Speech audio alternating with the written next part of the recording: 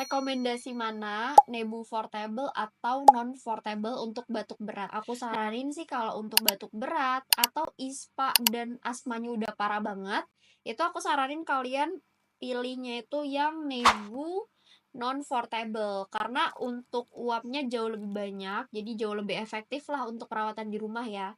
Tapi kalau aku pribadi pun karena ISPA-nya nggak terlalu parah, jadi aku cuman butuh alat kecil ini, Nebu yang portable untuk dibawa kemana-mana di dalam tas. Apalagi kalau misalkan tiba-tiba asmanya itu kambuh di KRL atau kendaraan umum.